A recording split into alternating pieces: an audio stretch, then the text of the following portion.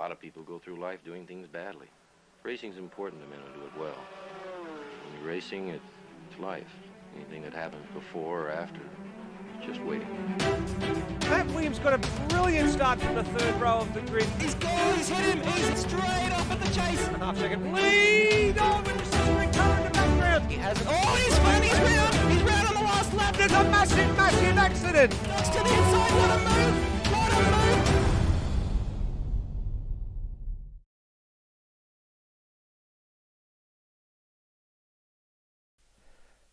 Hello and welcome everyone. This is the third round of the AMS OZTCAC series, coming to you from the third race of the season, the Adelaide Street Circuit, the ultimate torture chamber in the South Australian province of the land down under. We've had a couple of rounds already. We've been to the South American circuit of Interlagos, North American circuit of Barber Motorsport Park, and now down under we go for round three, and a little shake-up of the format. It's a single race format tonight, and who's going to come out of this 60-minute torture test with a nice bunch of championship points? Well, we're probably a little too far away from finding out. We'll probably find out in about an hour and a half's time. Well, if you're reading the blurb of this little stream tonight, you'll realise that it's not the usual dulcet tones of Chris Riddell, aka Kiwi. It's Nether here from AMS Oz and also from Apex Rear Wing TV. Hopefully this is a once-off fill-in. Chris with some real-time and real-world issues that he needs to deal with. A bit of time off tonight, so hopefully he'll be back in a couple of weeks to anchor the fort. But the co-anchor is here along with me, which is Michael Zalavari, aka Floody. And mate, this is your home track, so this should be a cinch for you. Yeah, this is. Thank you for introducing me earlier. Yeah, this is. I was literally just standing in the parklands not last week. So this is a track very close to my heart. Somewhere I've been.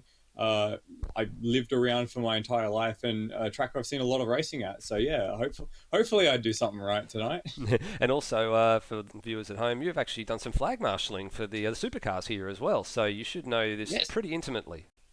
Yes, over the past few years, I've slowly been getting my way into doing track marshalling, and I've done a few events at the Bend. I've done 2 events at the Adelaide 500 at turn 7 and at turn 4. So I was at turn 4 for this year, and it's a really, really cool place to watch racing, except when it was 40 degrees and 56 degree track temperature. That wasn't really cool. That was pretty hot.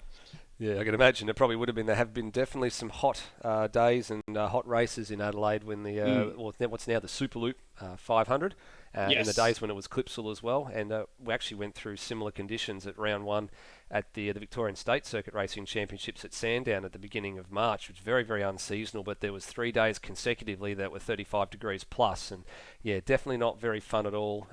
Standing out there watching cars go around. Much happier in the box commentating races, but it's certainly an absolute torture test on both man and machine when you start getting into temperatures like that.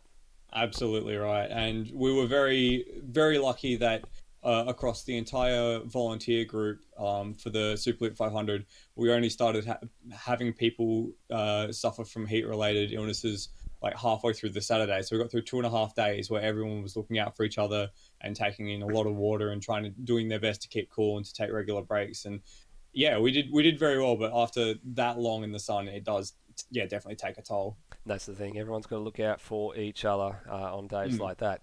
Well, let's have a quick look at the drivers' points situation after 2 races, or 2 rounds rather. Now, the point standings are a little bit different this time around. Not only have we got our point standings there and who's got the wins, but we've also got the weight penalties that everybody is carrying as a result, as you may or may not be aware if you've seen this before or if it's the first time you're watching it.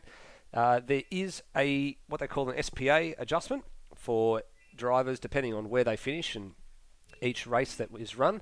And Will Devonish, the man who heads the standings there, he has the most weight on the car at the moment, and the weight is actually capped. I believe when I was looking at the SPA adjustments before that they are capping it. The maximum is 130 kilos per car, and to add on, and the maximum weight to come off a car is 110 kilos. It's a small change to the rules because there is a standard weight that all these cars are set to. It's just to make sure that all the balance of the cars sort of line up, and it gives nice, not close racing. So Devonish with his 2 wins is at the top of the standings from Luke Joyner. He's on ahead by 14 points there. Brock Harvey, Cracker, Lime Mitch, Termo, Osrob, look at them all. They're all lining up there, and even Ken they'll throw a blanket over Scott Merrill and Brenton Hobson as well. So 15 points separate. What's that? There's 8 drivers there on the standings. Yeah, 6 or 8 cars. Yeah, it's quite a tight field, and the racing that we've seen has reflected how close the cars have been matched and how close the drivers are matched as well. And this specific performance adjustment system has been working wonders. Just looking at a few practice times now, and some of the gaps in the field are within hundredths of a second due to these SPA adjustments. So it's doing its job and creating some great racing and some really close battling. Absolutely right. We've seen some fantastic battles, even up in Edinburgh. Even before the SPA came in at Interlagos, we were able to see good 3 or 4 drivers that were in contention for the win. In actual fact, some drivers started with the pit strategy, threw up a really, really big curveball in some of those races, and eventually some of the drivers started to eventually come back to each other in terms of a gap that was 20 seconds across 4 drivers by a bit later on was a lot tighter than what we kind of expected. So that's where the SPA really comes into its own. So up for grabs tonight. It's a solitary race win because it's a solitary race format. And if we take a look at the race information for tonight, there it is, a 60-minute test around this clockwise circuit with 14 corners.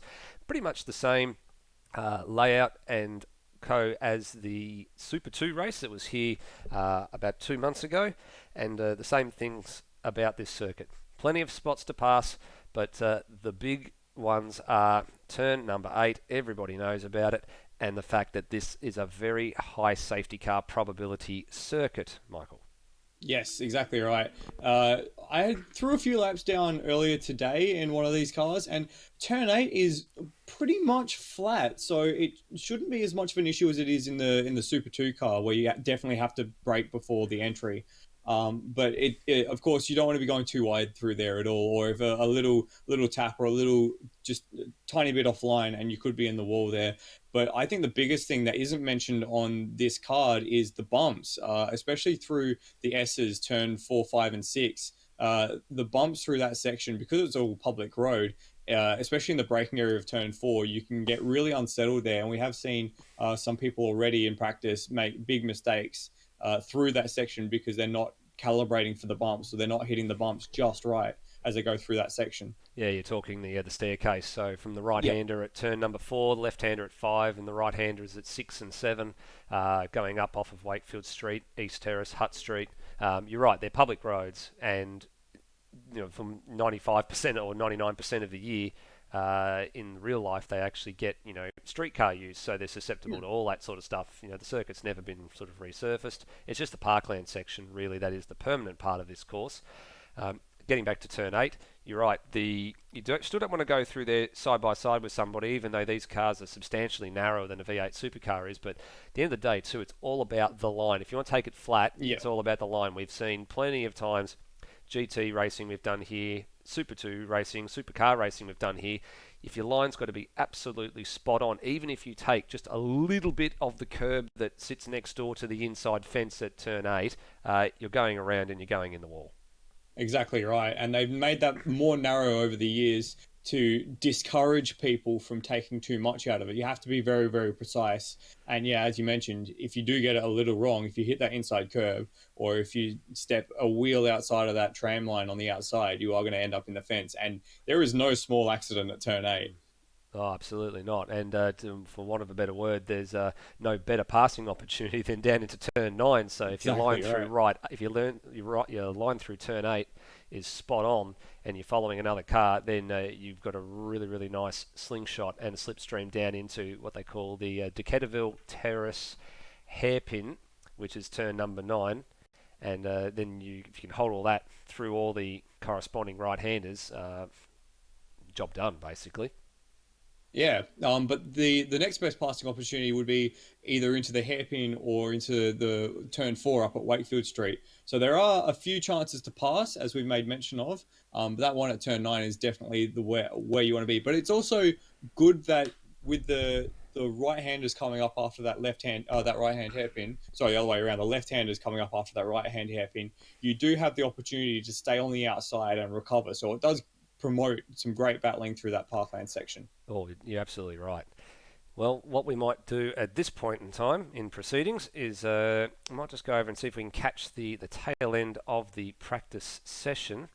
And we're getting a little bit of word on the wire too that a number of drivers have been struggling with some brakes coming into tonight's race as well. So I think the brakes might actually be a bit of an overheating type scenario. So managing the brake temperatures, modulation of the brake pedal, having the right balance between how much airflow goes through to the brakes so much that it doesn't hamper you in drag, going to be rather critical as well. Yeah, it's a good thing that you mentioned that, because that was something that I picked up on while just doing a few practice laps just to get a feel for the place. Especially through turn 11, after you've done that massive stop at turn 9, you don't really have enough time for the brakes to cool off properly before turn 11. So I wouldn't be surprised to see one or two guys make contact with that wall on the outside of turn 11 and even into the gravel trap there, because it is a surprisingly difficult corner, especially with the amount of heat soak in the brakes at that point.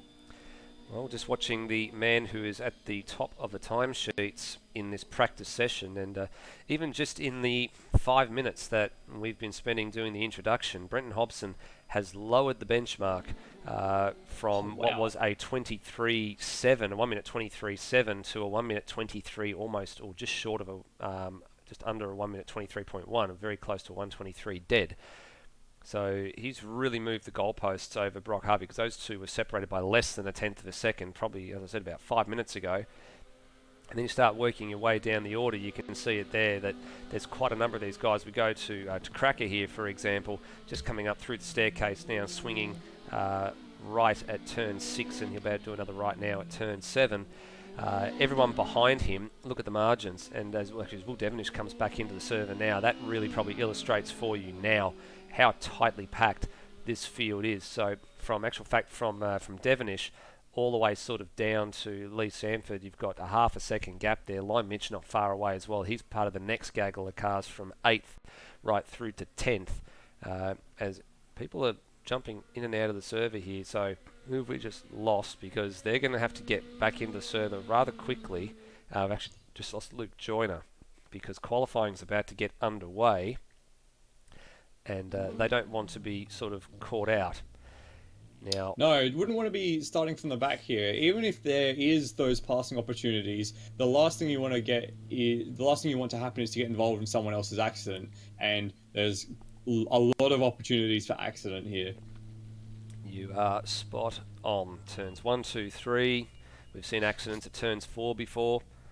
Turn 8, turn 9. They're probably the hot spots, I think, are probably favoured. And to a degree, the last turn, if you get it wrong.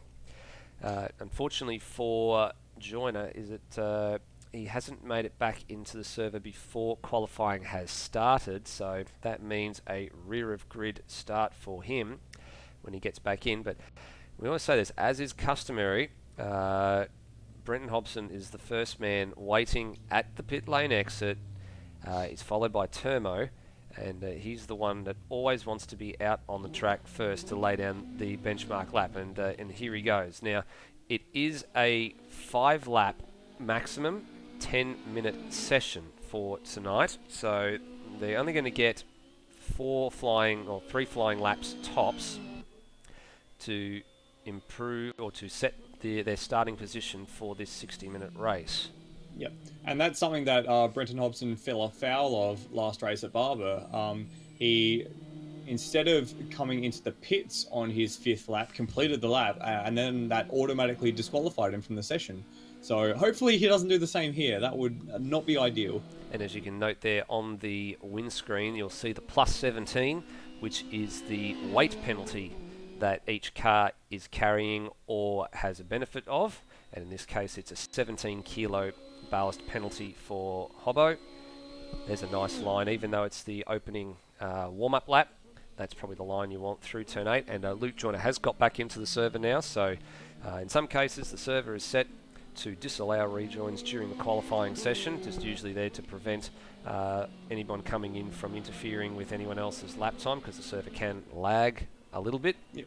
as you just saw on the broadcast when he came back in. But thankfully, all 12 runners in the server. The only people not out on track at the moment are Mike Coulston, or Mike the Saudi Camel, as he likes to go by, and Luke Joyner. So those two are the only ones there. Actually, Coulston's just leaving the lane now. You can just see him back a shot there in the Mini.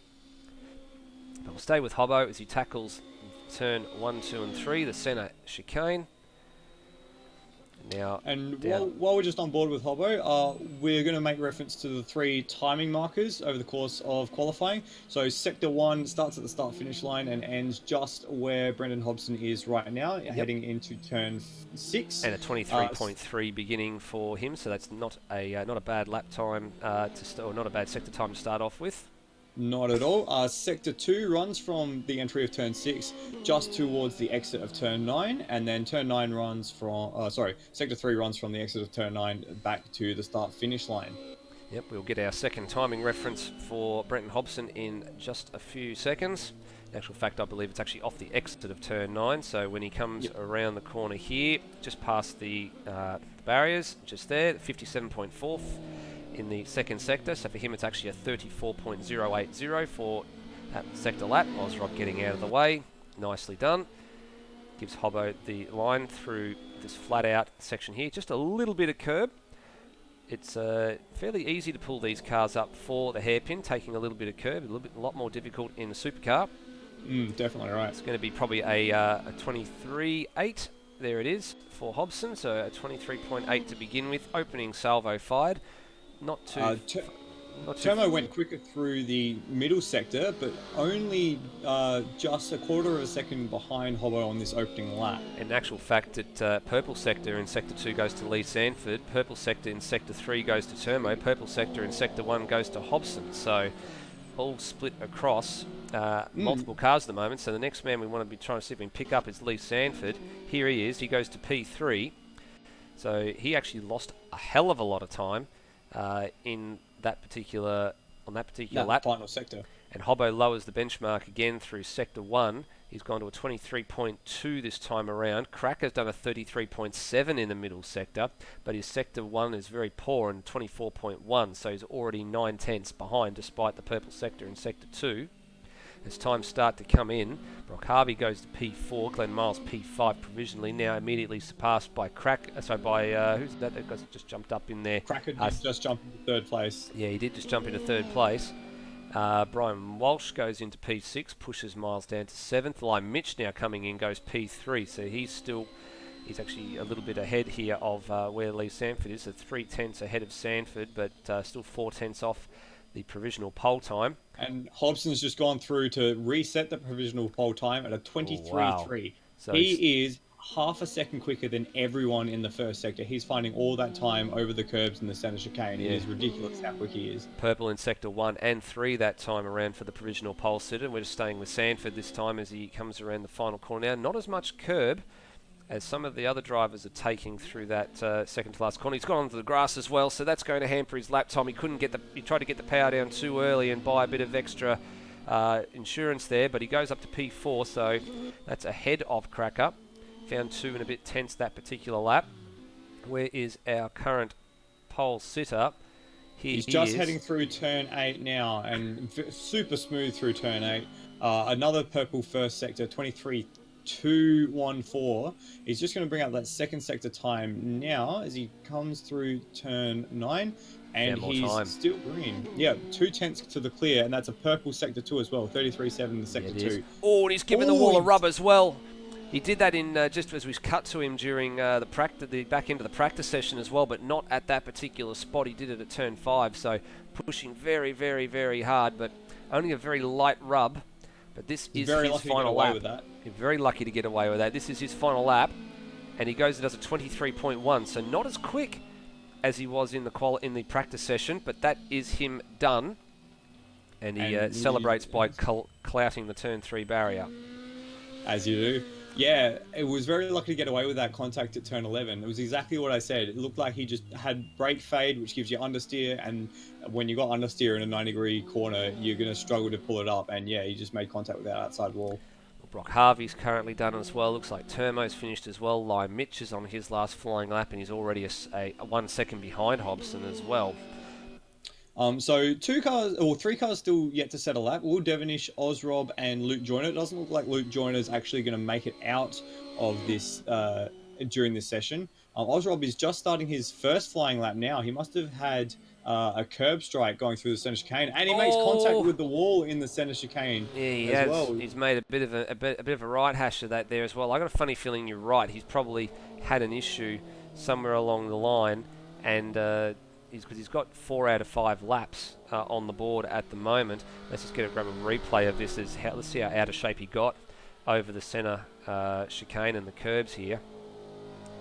It wasn't too bad, but he didn't turn right when he needed to turn right, and gave the wall a little bit of a clout there, so he's very lucky to get away with that. But he's going to try and set a time regardless anyway. In actual fact, let's see if he registers a time when he gets down here to the... Did he register a time through the first sector? Yes, he did. It was actually the slowest sector time of everybody, 26.3. So Will Devonish was on a quick lap, heading through, I think it was turn 7 he got to, where he smashed into the wall, heading onto the back straight. He's currently in 5th position, as we just go back to Ozrob, coming up to complete his lap. So yeah, Devonish only completing the 3 laps, I think. Not getting the full complement of laps in. yeah, he's listed as finished on the web at the moment. So Ozrob will come to the line here, and he's going to slot in at P10, it looks like, at the moment, and he does, as the timing screen updates itself. Now, there's only one man who can actually set any more laps, and that's Luke Joyner, but he doesn't look like he's coming out at the moment. And we're also just noticing a number of the cars have actually, as you can see there, from the Playboy Racing car there, I believe that's Glenn Miles, that the actual penalty or the weight adjustment is actually on the bodywork because it hasn't been put on the window. So some cars are running it in different spots. I actually noticed Lime Mitch's is in the similar spot as well, but it's very, very hard to read against the pink background. So Yeah, I think that's actually a 5 on Lime Mitch's car. yes, it is. It's yes, a 5 kilo weight penalty. And I actually thought for a minute that he didn't have a weight penalty because there are 2 drivers in the field that do not have a weight penalty. I believe Termo is one, and I can't remember who the other is, but I think it might be Scott Murrell has one as well. Mike Coulston is without a weight penalty. There you go. There's the other one. So it's Mike Coulston. So apologies to Scott Murrell, who's not here at the moment, or and maybe not here for this evening. But at the moment, unless Joyner's not going to get out and set a lap anyway because there's not enough time on the board. So your pole sitter for tonight's race is going to be Brenton Hobson, and I hate to say it, but surprise, surprise, he always seems to make a habit of this. He's actually going to be joined by Lime Mitch. So there's Lime Mitch, who is on the front row, but on the opposite side to Hobson. You're going to have Brock Harvey, and you're going to have Termo occupying row 2, followed by Devonish, Sanford, Cracker, Coulston, Walsh, Ozrob, Miles, and Joyner, the last man on the grid, having not set a time.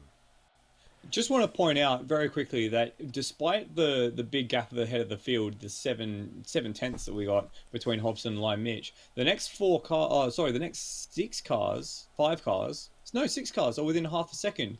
Between Lime Mitch and Cracker, it is only about a half a second gap. Yeah, it's a very, very tight gap actually. There, you look at them. So 23.9, 24 dead, and I do mean for Brock Harvey, I do mean literally dead. 24.000, and then it's a 24.086 to Termo, a 24.2 to Devonish, 24.3 to Sanford, 24.3 for Cracker, 24. Then you get back to a 24.6 for Coulston, and then we start getting into what's really no man's land. 26.8 for Brian Walsh, 27.1 for Ozrob, which is probably really not truly indicative of his pace. No, remember he had that contact at turn 1 during his flying lap. He did, and then you get Glenn Miles with a 31.3, and Luke Joyner we kind of expect to be up within the top half a dozen spots as well, despite the fact that he has not actually set a lap at all. So we've definitely seen some pace out of Joyner before. Yeah, it's going to be interesting to watch Joyner come through the field, along with Ozrob, actually. I think they're probably the most out of position of the starters. But it'll all be a matter of making sure that Brendan Hobson doesn't run away with it at the very beginning. If they can catch Brendan Hobson, if they can get him get the whole shot off him and keep him behind for maybe 2 or 3 laps, we could be in for a cracking race.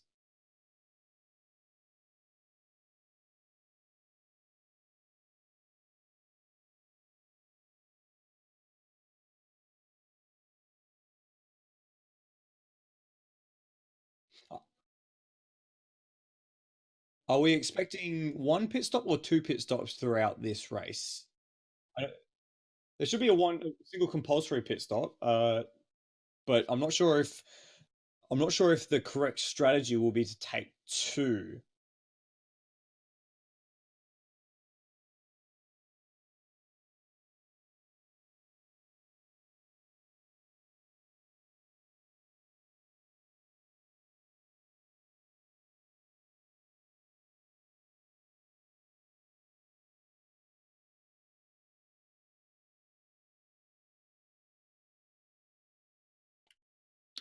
No. Yeah, of course. I haven't done any testing or anything, so I've got no idea what the tyres are going to do. We're not restricted on fuel for 2 stops. We only need to stop once for fuel by the look of it. But regards to tyres, who knows? Even just after a few laps in qualifying, we're down into the 80% areas in the front tyres. So, I mean, we're chewing up front tyres pretty quick around here.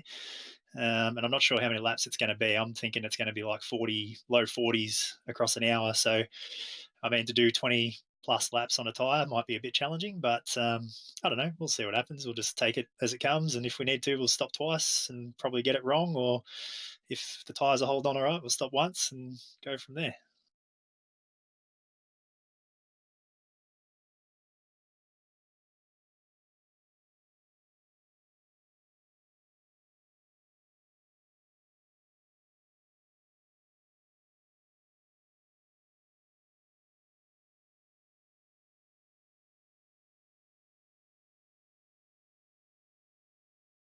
Mm. Yeah, absolutely. The front tyres get hurt pretty hard in these things by the look of it. So this will be the longest race that we've done in them. For me, anyway, the longest run I've done on the tyres. So, I mean, it's all new for me. You know that I don't put a lot of time into practice or anything. So I'll just figure it out as we go. Just Just a quick question. Have you made any shot at practicing the pit entry at this track? Because it's not the easiest pit entry in the calendar. Yeah, I did one practice pit entry in the warm up session and hit the wall, so it's pretty tough. Yeah, it's a very tight little right hander coming into the lane there, especially on old tyres. It's going to be tough to get in there. And I just realised for the last few minutes I had myself muted in the stream, so that's probably why Brenton was talking and and nobody realises why he was talking and had a question proposed to him that was not proposed by somebody who was hiding behind a muted mic. So sorry to those that are watching the stream. You'll probably understand this a bit later with some of the questions that got asked. If you weren't rocket scientists, you would have worked out he was asked about his pit stop strategy. Anyway, the other the other party in this equation at the moment is Brock Harvey, who is in answer to your question from before, Brock. No, you do not win a prize for 124.000. Oh damn! I thought I'd win a car or something. No, this is not go to the casino and get 3 zeros on the roulette wheel. The what do they call it? The machine where you pull, the pokies. Thank you, Michael. The one arm. Yeah, this is not the one arm bandit where you get 3 zeros and win a prize. But nonetheless, you're saying you're going to have to stop once. You concerned about your tyre wear as well? Yeah, and brakes. And brakes. I think brakes are going to be a massive issue towards the end of the race. The fronts are heating really badly, so. Knowing the person or the engineer that built this mod, I think they're going to wear pretty heavily by the end of the race. Now, just clarify something for us here. There's the brakes. Are they the brake ducts are still adjustable on these cars, or are they fixed? No, they're adjustable. I'm not too sure you wanted to go much lower than 2 though, because it makes the car really unstable through the first chicane. If it's got too much downforce. So yeah, it's you obviously lower the brake duct to get more front end grip, but yeah, it's making the cars really bad over the bumps. So yeah, it's a bit weird. All right, so yeah, it might be that's one so of the you think it's a engineering- drivability issue more importantly than anything, and I guess you don't want to go too low on the brake ducts or too shut on the brake ducts as well, because as you're saying, the heating will play a massive issue here, especially with quite a large number of big stops as well, or and also sort of subsequent inputs on the brake as well, especially up through the staircase. It's sort of on again, off again, on again, off again. So no respite. Yeah, turn 11, 13, they're really struggling. It's really hard to pull the car up, those two. So coming into, was it the hairpin, turn 10, I think it is. Turn 9. They're not too bad, but yeah, everywhere else they're a bit iffy.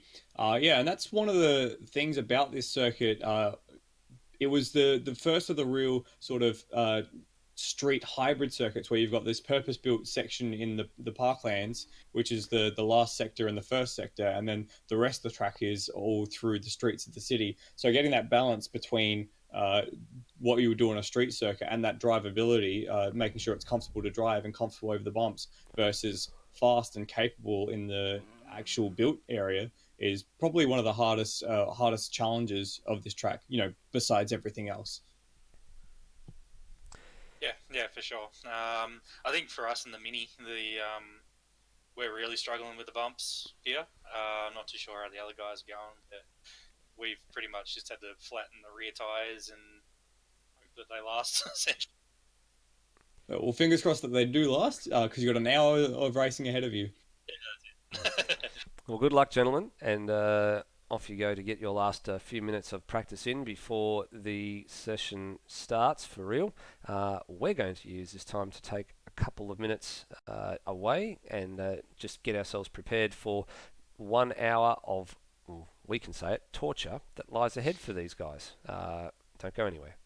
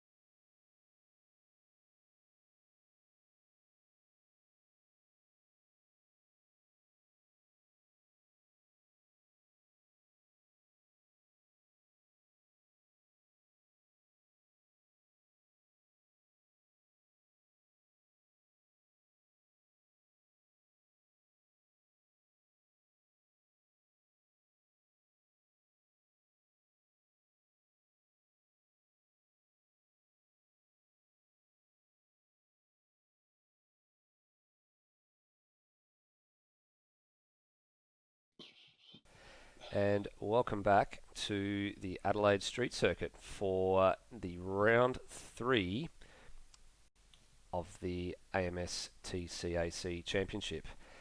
We're just in a little holding pattern here at the moment, just waiting for the last few minutes to tick over. We're actually just going to go back across to the circuit just now, just to see what's happening, if anyone's actually doing anything strange. In actual fact, it looks good because there's Lime Mitch, you can see just at the end of the pit lane there, actually practicing a pit in, which is good. And actually, he's pretty fortunate. He's got the very first pit box as well. So kudos to him. That's probably one of the things you do want here is probably either the very first box or the last box. But as you can see there from all the garages that have actually got open doors, quite a number of these drivers are all clustered together in the pit lane. So if they all start to come in together, or if there's a safety car intervention, they all decide to come in, there's going to be a little bit of chaos, Floody. Yeah, just a little. The course being a street circuit, the pit lane isn't the widest you can get here. And for those following the Supercars series, there was a bit of fracas in the pit lane this year during the second race. So hopefully we don't see something like that, but it's certainly not unheard of. A lot of cars, not a lot of space, and they are all on top of each other. I think all the pit bays are actually adjacent to each other. They sure are. Now, if you haven't worked it out already, my voice is completely shot. So with a bit of luck, we're going to be able to get through this next hour uninterrupted, and then I can go away and cough my guts up like I have been whenever I get crook. This happens more often than not. It happened last year. And not only that, Hans has got to come over for Super 2 commentary tomorrow night, and then we've got GT3 on Sunday night, which actually you're jumping in for, Floody, I believe, as well, in the absence of Bagsy, because he's away at the moment in Bali. He's flying out on the weekend, so lucky for him. So yeah, we'll give it our best shot. What's the worst that can happen, right? Yeah, just make sure that you're not muted for the entire race. Yeah, well, at the moment I am fine. We are not muted. It's I can see the bars going up and down on OBS as we're broadcasting this out, which is good. And we've actually got a couple of extra runners that have popped into the server after the qualifying session was over.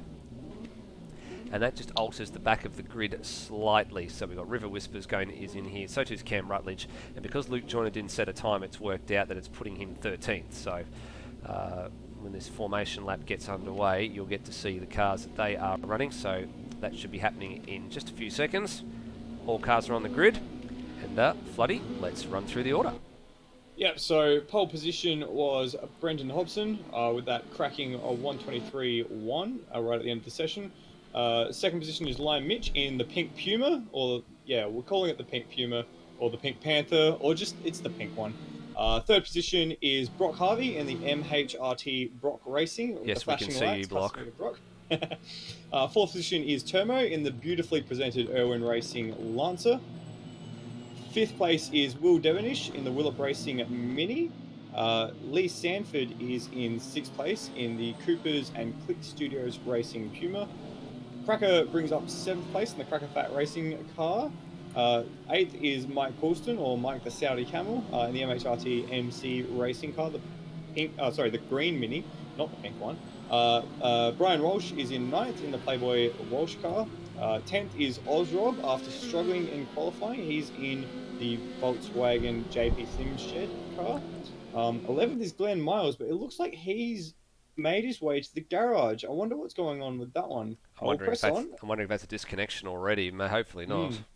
We'll press on. River Whisperer in 12th in that black and white Lancer. 13th is Luke Joyner, flashing his lights as well in the LJ Race Engineering car, the second of the white minis.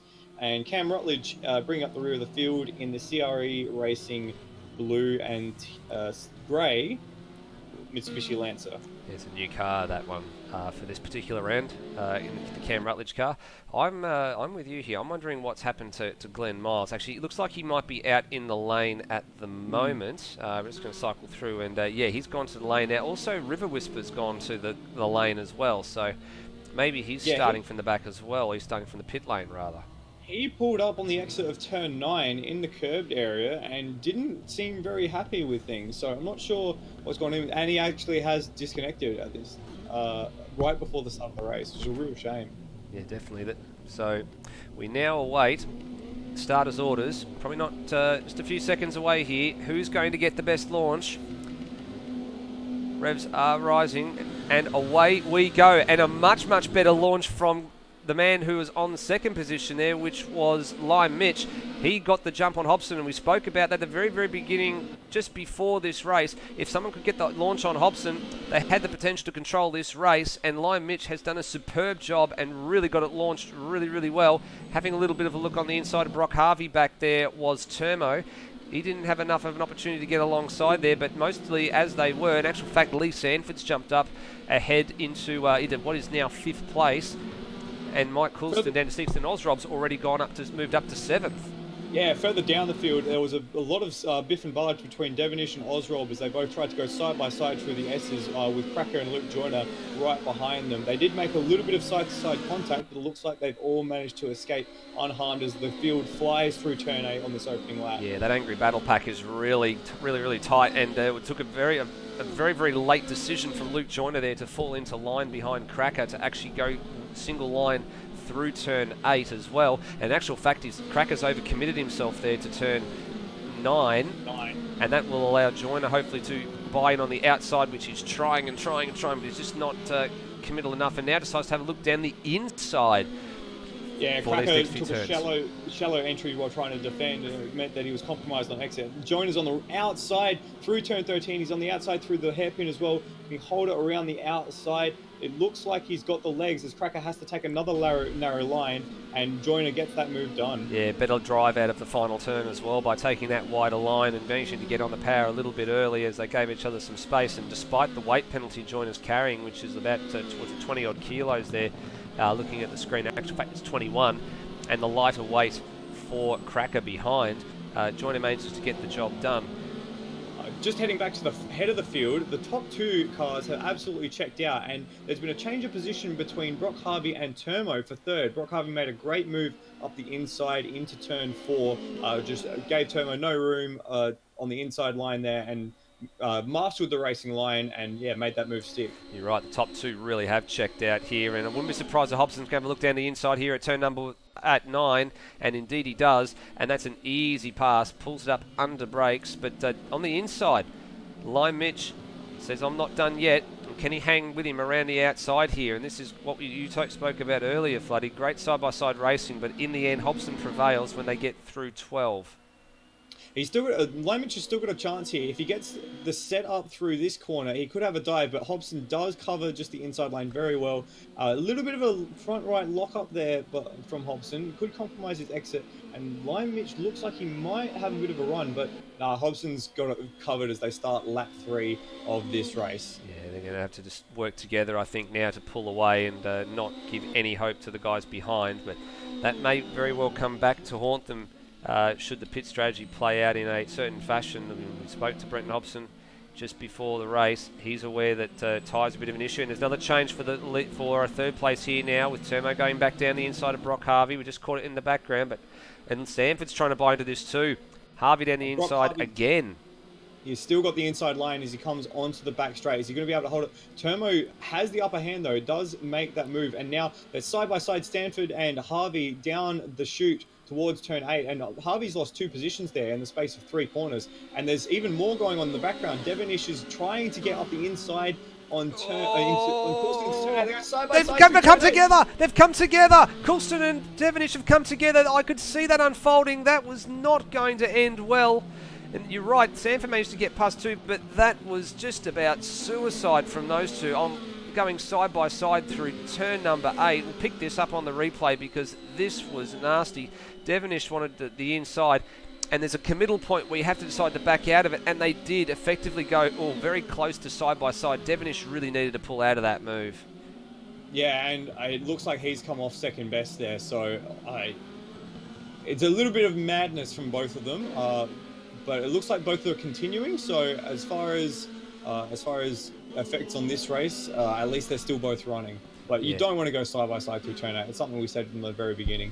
Yeah, Devonish has dropped right back here. He's dropped all the way back to 9th place. Mike Coulston in 6th position, so he's actually up 2 positions overall from where he started. Now, who did he just go past there? Did he just go past Brock Harvey?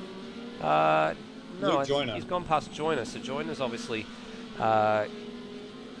dropped back a bit through the field as well. We kind of weren't expecting that. Well, remember, Joyner started from the very back, so he's actually progressing through the field. Yeah, he has actually. You're right, and he managed obviously to get up as high as 5th place at one, or 6th place at one point, which is now occupied by Coulston. So look at this. Devonish is right on the back of Cracker here as well. Now, please don't go through turn 8 like he did before. I think he's learned his lesson this time. Oh, he does take a lot of curve on the inside there and gets well out of shape, but he has got it all nice and settled. He's going to go try up the inside of turn 9. They make a little bit of contact there. I wasn't sure, but he's got outside heading into turn 11. It doesn't look like he'll be able to hold it out there. And Cracker has to take the narrow line again, and it's compromised his exit. And they're going side by side the opposite way around into turn 13, and Devonish has to slot behind. And geez, that car looks a right handful for Devonish at the minute. He's carrying the most weight of any of the cars in the field, and I think probably that damage that he has from that turn 8 incident with Coulston probably isn't helping his cause. It just looks like he's really struggling, not only to pull it up under brakes at the moment, but also to affect any sort of a pass. You can see just by when he turned it in at turn 8, the back end of that car came around and he managed to catch it. But even just battling just to pull it up, I wouldn't say it looks very pointed at the moment, but just looks very sort of tardy to drive that car. Yeah, just a little unstable and a little, tardy's a good word. The back end drift through turn 6 there as well, so the weight and probably the damage is probably just compounding matters for him, I would imagine. And of course, being in the Mini, because it's a shorter wheelbase, it does get affected a lot more by the bumps and the curbs. If I had the choice in this race, I would be definitely in the Lancer, because having that longer wheelbase means that you're actually able to be a lot more stable and control the roll of the car and the pitch as it goes over these curbs and bumps. Well, that's exactly what Brock was saying as well. You know, he's struggling over the bumps with the Mini, and there's 4 of them in the field, so at least that's a quarter of the field or a third of the field are pretty much struggling. We've also lost Brian Walsh from this race, a little unsure what's happened to him, but Glenn Miles definitely did get out after he started from the pit lane. And as Cracker locks up a brake going into the final corner there, and Devonish is on the grass on the outside, so he'll lose a little bit of touch here as we are now 5 laps completed in this race, and we're working 6, and we've got a yellow flag. Crash in turn 1. Oh, they've got another crash. Turmo's gone as well. Oh, and they're all over the place. I didn't see what happened there, but we saw that Turmo had obviously had some sort of an accident, and several cars have come to grief here. So not only has Turmo come to grief, but a number of cars behind have also come to grief. Oh, we've actually just seen this on the replay here. We just picked up a touch late, but here's what happened to Turmo. Lost the back end, speared across, and he lost his front corner as well. Sanford manages just to get through, but then all the parties behind that came along and just piled into Turmo at the end of it all. As you're looking here, and they've all tried to take some avoiding action, and a massive calamity as well has wiped out several cars. Yeah, and we're going straight onto safety car condition after that incident. So it looks like we've lost... as Brock Harvey spins 5th place under safety car at turn 8 as well. I don't know what happened there, but that didn't look professional at all from Brock Harvey. So from that incident... That car's crabbing too, I think, by the looks of things. Yeah. Broken rear suspension. Broken rear suspension... Brock has just told us. Yeah, Sanford's off as well. He's gone straight on it. What's that? Turn 12, I think. 11 or 12. So what happened to Sanford? I'm not sure. I didn't catch the incident, but it looked like. So remember, Sanford and Brock Harvey were in that battle with Turmo. He's got a front flat actually. He's got a front right flat, so maybe he didn't quite get away with what happened. I wonder if there was contact on the entry to the chicane there, if there was something that started that, because it's not uncommon to get unsettled over those bumps there, but if they've all made contact, then that would explain the big calamity that has wrapped up the rest of the field as well. Because we have lost Turmo, Moxton and Cracker just from that one incident, and we've also heard from Brock that he's got a broken rear suspension. It looked like there was a flat for Sanford. So yeah, everyone that latter half of the field seemed to be affected, as the field is just behind the safety car in turn 8 now. Yeah, well, less than 10 minutes into the race, and we've already lost 3 runners, and we're already under safety car as well. We did say this circuit has a high safety car probability, and it's certainly accurate. In actual fact, the safety car has picked up Glenn Miles, who is effectively would be going a lap down. In theory, the safety car would usually release him and let him catch up to the back of the field. Now, what do the race leaders do here? They'd worked hard for their lead. It's been erased. All the other cars that were behind them, or a number of the other cars behind them, have actually come in already. What's the decision here? And in all this mess as well, Joyner's managed to make his way up into 3rd place. Well, the safety car and the safety car train looks like it's going to pass. I think it's going to pass Oh, it's got everyone out. behind. Geez, sixth Lee Sanford just did a really good job to make sure he got out in front of that safety car as well. So that means at least he stays on the lead lap. Yeah, but it looks like Ozrob has come in from that safety car train. But it looks like, whereabouts am I? It looks like Devonish and Brock Harvey have been stuck a lap down from that safety car, and Glenn Miles is of course immediately behind the safety car, just ahead of the leader. So we basically got a 6-car field on the lead lap already with only 11 minutes into the race. That's a disaster for the guys that are stuck in the pit. So disaster for Harvey and Devonish. They've really been hurt here, not only from a damage point of view, but they've now gone a lap down. And they're going to have to really find a way to recover from this. They're going to have to get a safety car at precisely the right time in order to get back on the lead lap. Yeah, exactly right. And they will have to be listening out for when the leaders take their pit stops and just have their fingers crossed that something comes out to help them. If it was me in this safety car train at the beginning, as we see Cam Rutledge come in for a pit stop as well, I would not take the pit stop because I don't think you can last longer than, say, 25 minutes on a set of tyres here. We heard the people discussing, I think it was Brendan Hobson and Brock Harvey discussing earlier about the tyre wear, and I wouldn't be comfortable trying to stretch a set of tyres longer than half an hour. So I push towards more what they call the even tyre strategy, so try and split the race into thirds, unless, of course, we see another safety car, which gives you a little bit more time to release that tyre wear. Well, it all depends on when the safety car decides to come in as well, too, Floody. Because, actual fact, Glenn Miles pulling off now and going into the pit lane, so he effectively also goes a lap down. Actual fact, he's currently at the front of all the cars that are a lap down in 7th place, but the safety car is doing another lap. Now, given that, just alluding to one of your comments before, about 25 minutes roughly on a set of tyres, well, these guys had gone pretty much 10 minutes or almost 10 minutes of hammer and tongs on those tyres. So I don't mind the strategy that the likes of Ozrob, Rutledge and Sanford have gone for here. Well, Sanford, we know his hand was forced. He had damage. He had to pit. But Rutledge and Ozrob came in of their own accord and have topped off and got tyres. So I don't mind this strategy at all. These guys that are out there now, yes, they'll be getting a benefit from the fuel, and they can extend themselves a little bit more. But the real question is, can they get into a position where they can stop on one more time, and they're going to have tyres to work with at the end of this race? That'll be the real question, is how badly worn would those tyres be, and would it facilitate another stop? Would they make a mistake? The guys that have stopped in the last couple of minutes, yes, they'll have to stop again, but they're going to have a much better tyre set toward the end of this race.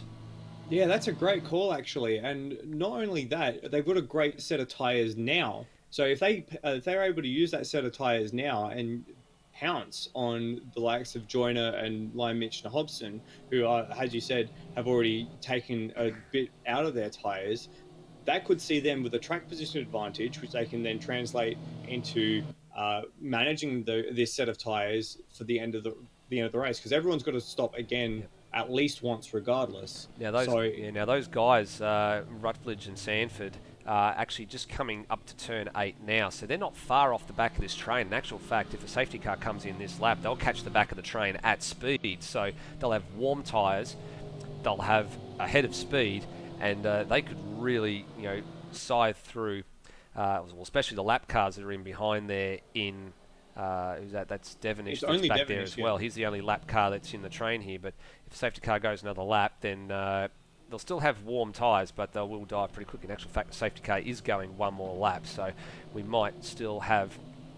We've definitely got at least one more lap under safety car conditions, but now quite easily Rutledge and Sanford are on the back of this train, and you'll see them just come into picture in the next, probably the next 10 or 15 seconds or so as the safety car goes through turn 1. There's Cam Rutledge, there's Lee Sanford just behind as well. So they probably could have afforded to just take a little bit more, a little bit less speed in catching up to the back of the train. They didn't have to go, I guess, at a bull at a gate, but they may or may not have known when the safety car was coming in. Yeah, and had the safety car come in just then, they would have absolutely nailed it. So they only got their sums just a little bit wrong. So we'll just have a quick look through the field now. There are only the 7 cars behind the safety car train at the moment. We've got Brendan Hobson in the lead, followed by Lime Mitch and Luke Joyner. They're your top 3. They haven't pitted yet. In the middle, we've got Will Devonish, who is a lap down after that earlier incident. And then Ozrob, Cam Rutledge, and Lee Stanford all have made their pit stop. But they're the only guys on the lead lap at the moment. So with 44 minutes left, it is going to be a race in 6, unless something equally as crazy happens. And just in the background, you can see that Glenn Miles. Yep, he's the eighth. He's the 8th place man. In actual fact, Brock Harvey has come in and must have either changed tyres again or topped off fuel, because he's coming up through the staircase now. But he's really going to have to get a wriggle on if this safety car is coming in, because it very possibly is coming in. I think he's got enough time, as I think I just saw Will Devonish drop to the tail of that group now. So he's actually moved out of the way of the 6 cars on the lead lap and has let them all squish together. So very sporting from Will Devonish there. As the safety car comes up to turn 13, the lights are still on. Is it going to go into the pits? Or... Yes, it is. There it goes. Very late decision. It happens to... Now, Ozrob's got a 10-second stop-go penalty here now. I'm not sure what that's for. Maybe it's because he was out of position. Maybe with Devonish dropping to the back, that might have caused a bit of an issue. But now the leader of this race controls the pace. And now he goes. Lime Mitch goes with him. Joyner is just dropped a car length or 2 so further back.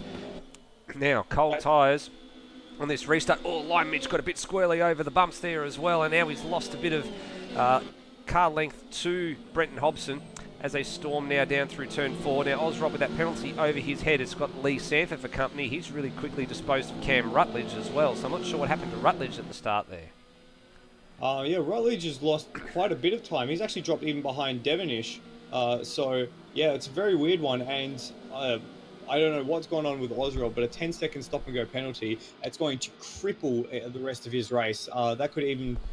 depending on circumstances, put him a lap down away from these guys. So they're coming through turn 8 now. Brendan Hobson's already got about a second over Lime Mitch and Luke Joyner, respectively.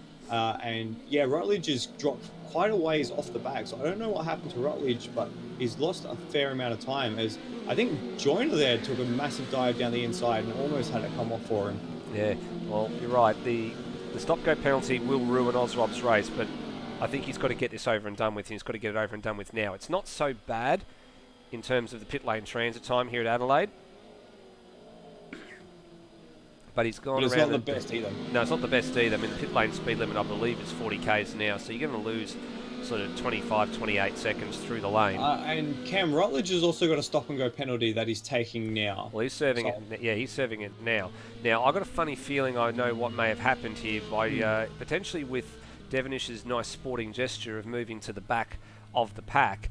The grid may have been a little bit upset here, and it may have been to the point where drivers may not have been following the cars that they should have been following, and as a result, that's copped a stop-go for 2 drivers. Well, if that's the case, it would also have to... Yeah. Oh, and that compounds matters for Rutledge as well. He's probably been dinged for a speeding penalty as well in pit lane, so that's not good at all. Nah, just to finish my thought, it would probably also result in a stop-and-go penalty for Lee Sanford, who was behind both Rutledge and Ozrob.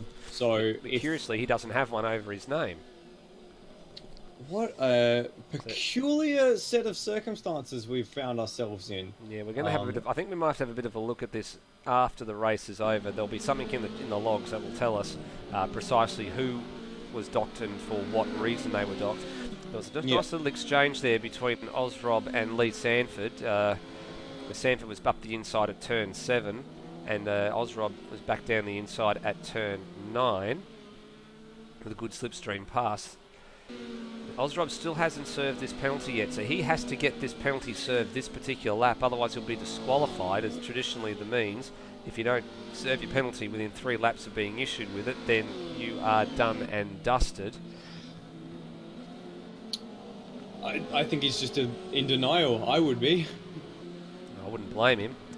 Devonish giving a little bit of Morse code to the back of Lee Sanford here. I know he wants his lap back, but that's not the way to go about it through the staircase. It's very willing racing from Will Devonish.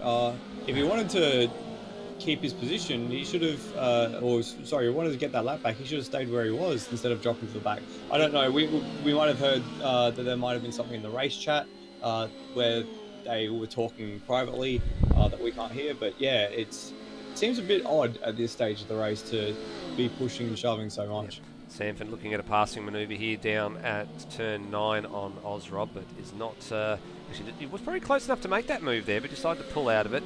He knows that Ozrob's probably got a penalty over his head. And the question will be, what happens this time around? Does Ozrob come in to serve that penalty? They all got very close to the outside wall there. Now, at turn 11. Ozrob needs to come in and serve this penalty, and he's still going on. Now, Devonish is down the inside of Sanford here, and he's going to have to give him a little bit of room. A little bit of a touch there as well. Yep. We'll see what happens on the screens, because the last thing we want is disqualification to come about.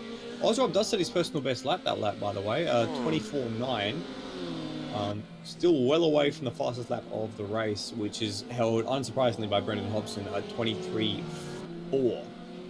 And he was very close to that as well. It was a 23.504 that last time around to his best lap time of a 23.464.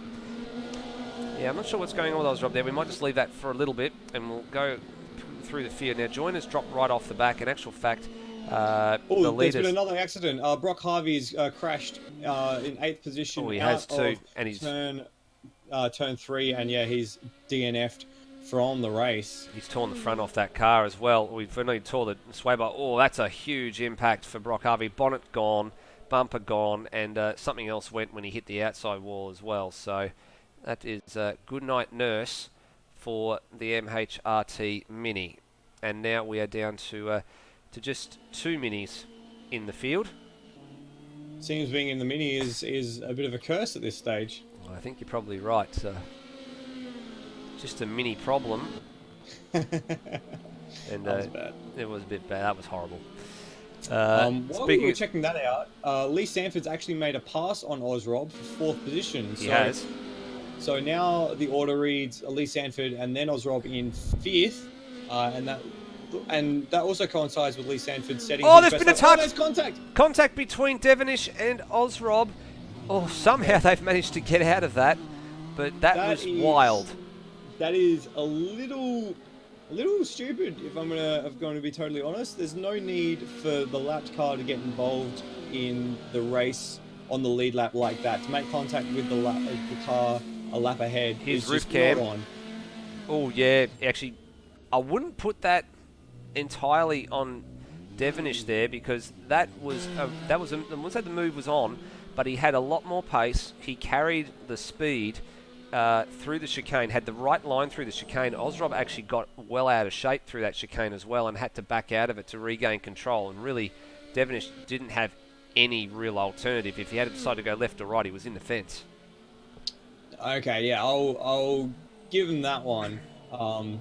But ultimately, they're both very lucky that they didn't do what Brock Harvey did just moments beforehand. And also lucky that they didn't do what happened with Turmo and that as well, and cause a real huge pile-up. And they got very, very lucky to get away with that, although it's left a sizable dint in the front of that car. As you can see when it comes around the corner now, you just see it's caved in at the front there on the Mini, and also the right headlight is decidedly looking at a jaunty angle.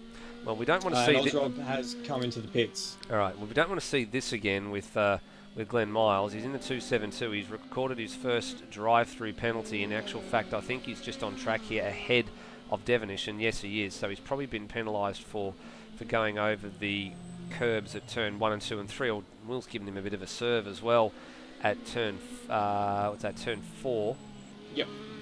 But we had this on 2 weeks ago, or nearly 2 weeks ago, in the GT3 World Challenge, where he racked up a dozen penalties, or a dozen drive-through penalties for shortcutting the track. And now that circuit actually was rather harsh on the track violations as well, I might add.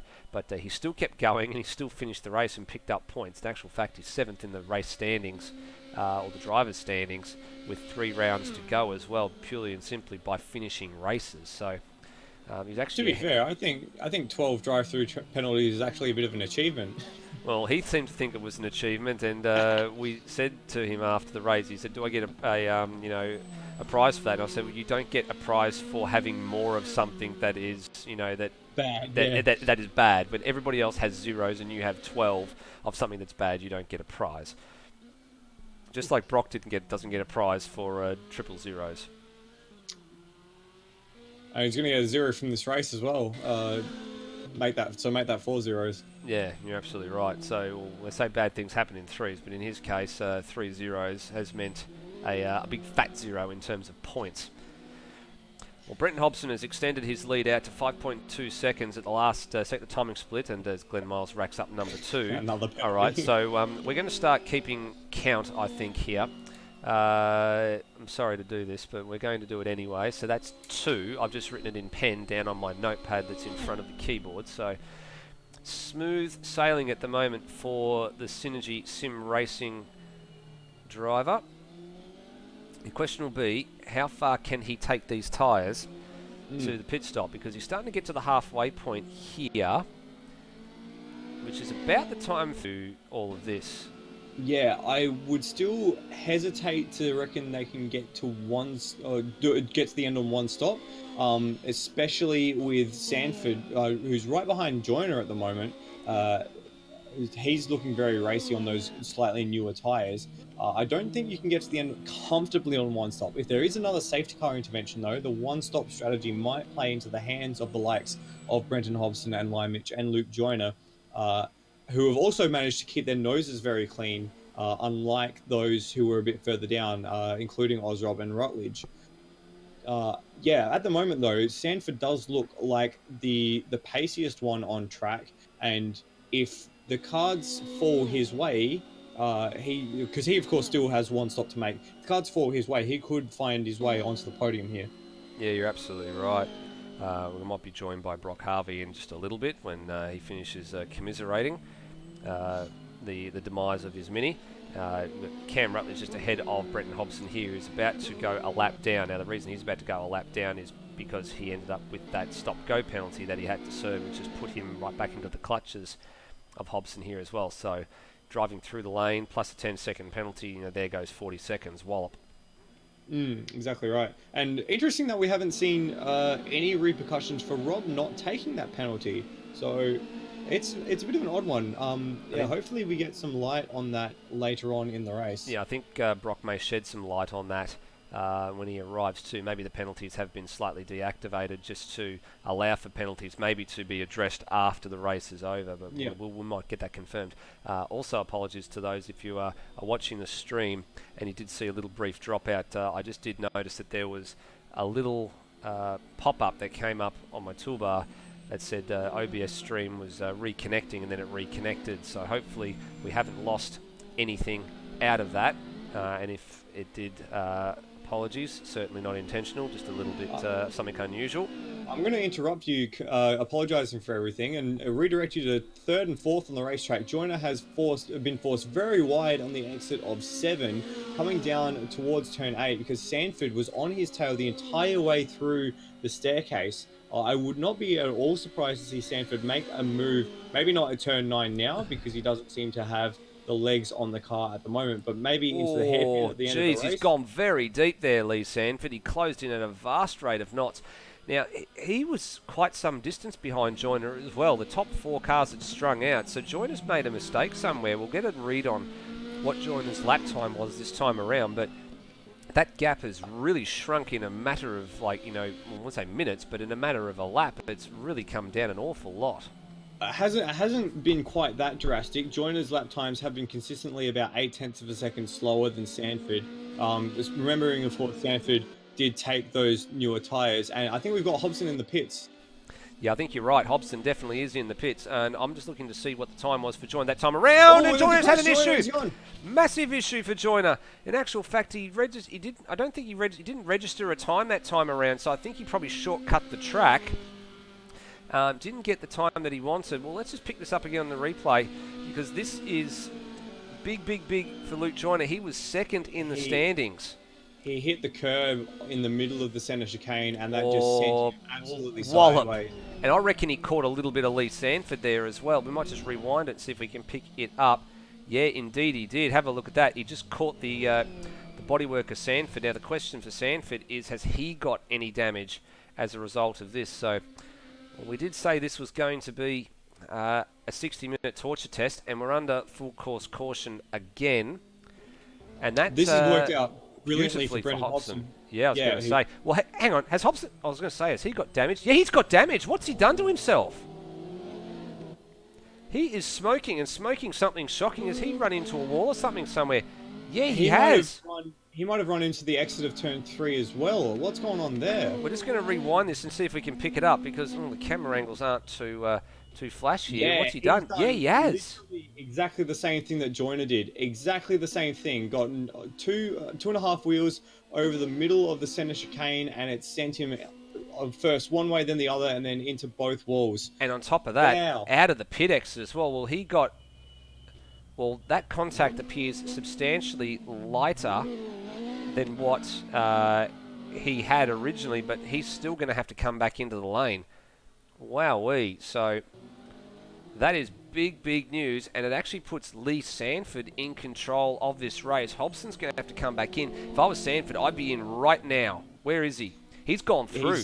Lime Mitch is actually going to come out with the lead of this race, because Sanford's going to have to stop again. Yeah, but it's a really tough one. Sanford's already made that pit stop, of course. But now that he can get home from here. He can get home from here with one more stop. Oh, yeah, it would be tight. I reckon Lime Mitch has played it absolutely perfect, but we've already seen 2 safety cars in the first half hour and another major incident.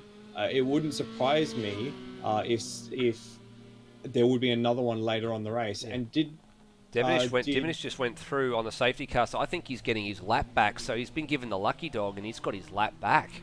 Oh, that's that is big news too. That's a huge break for Will Devenish. Hobson's in the pits again. He looks like he's just making his way to the exit. Yeah, he just stalled it on the way out of the pits. So let's just go through the field now that we've got some semblance of calm. Let's just sit here for a second before we go too far through the field, because let's see if Sanford decides to take service here.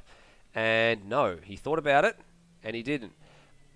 I think you're right. I think Lime Mitch has played this perfectly. Sanford did come in that first safety car, and that was, his hand was forced, but that was 10 minutes into this race. We're now another 25 into this race from there. Lime Mitch has come in again. Maybe he's topping off. I think he's not on the jacks. That's a top-off stop. And of course, its fuel flow is limited here as well. He's still going to come out ahead of Hobson though, Lime Mitch. And Ozrob's followed him in. All right, and he's actually a couple of pit bays further up, so that's not too bad. Devenish is now 4th out of all of that. Hobson, by having to stop again for the damage repair, is 5th, but Devenish will probably come, and actually Hobson's behind him on the road. Devenish should be coming in this lap, I'd expect, anyway. And that's a long top-off for Lime Mitch. A long top-off for Lime Mitch. Unless he's got damage that he wants to repair and he thinks he can get it done. Well, he's on the move now. He'll come out comfortably in what will be 2nd place. Devenish is coming around the final corner now, and yeah, he's in, so we expected that. Hobson, we expect, will go through. Will he be past Ozrob is the next question. The answer to that is going to be yes. He will be past, because Ozrob's only on the move now. But Lime Mitch is out in 2nd place. Where's Sanford? Sanford is caught behind the safety car. In actual fact, Rutledge is now the man 1 lap down. Glenn Miles is 3 laps down. So out of the 14 runners that took to the track, we had a did not start in River Whisper, and we've got half the field currently now out of this race. We've got 7 remaining out of the 14. And of those, only 5 are on the lead lap. And of those, only 5 are on the lead lap, absolutely. So another safety car puts Cam Rutledge back onto the lead lap. But the good thing for Rutledge is at least he's safe. He doesn't need to worry about doing anything. So in actual fact, the safety car's coming in. This is really, really something. Now, Sanford's going to be in a really awkward position here. So this is a very short safety car. He's got Sanford has got 25 seconds over Lime Mitch in second place, and he's only just going to be behind Devonish, a minute and 20 seconds down on the leader. So he could actually lap Devonish very quickly here. But he's got a massive gap at the beginning of the top of the field. Well, this is not enough. I'm sort of glad I stopped you now in terms of going through the field, because this has really set the cat amongst the pigeons. Lee Sanford, we know, is definitely going to have to stop again. His tyres will be absolutely crying poor by the end of this race if he continues on. He's got no choice. I would imagine he's definitely have to stop again. If he's, by some miracle of the imagination, he manages to keep going, he's going to be slip sliding all over the place come the end of this race, and I personally don't think he can make it. Anyway. He's going to be limited on fuel anyway. Remember, 2 times fuel burn, and he came in about 10 minutes into the race after that first safety car period. Rutledge got very out of shape on the exit of turn 8 there. Very out of shape. Sanford has to come in again, because there's no way you can do 50 minutes on a tank of fuel here. And the important thing for Lime Mitch too is he's got some margin on Brenton Hobson as well. He's got 5 seconds by the last sector split on Hobson. So Lime Mitch is just down here negative, just in back a shot. He's just coming to turn 8. Hobson started to close that gap down a little bit, so it'll be a little bit less than that now. I dare say it's probably more around the 4-second mark than the 4.8. So Lime Mitch and Brenton Hobson will resume their battle for what effectively is the race lead, with just under 23 minutes remaining. Yeah, it's all been jumbled up here, and I think Sanford has just been left a little stranded, just a little too much indecision with that pit stop, and it's set him in a bit of no man's land, because as you mentioned, he does have to make another stop, and if he took a stop now, he would drop out in 3rd position. So that's not, the worst possible outcome, but he could have definitely taken the ascendancy and been right with that battle for 1st place. Yeah, and essentially what this has also done too is it's robbed us of any of the real battles that we expected to be going out on track, and it's going to be another lap or two before Mitch and Hobson find each other again and resume their battle. That safety car also did rob us of. Just before that safety car was Brock Harvey, and he's gone and had his self-imposed 5-minute Portaloo break, a la Murphy. And Lime Mitch has just been given a drive-through penalty as well, and that will be for exceeding the track limit. So that is a really, really unfortunate circumstance. If we go back to the replay just before we bring Brock in here, for some reason the replay has decided not to behave itself. Now there it is.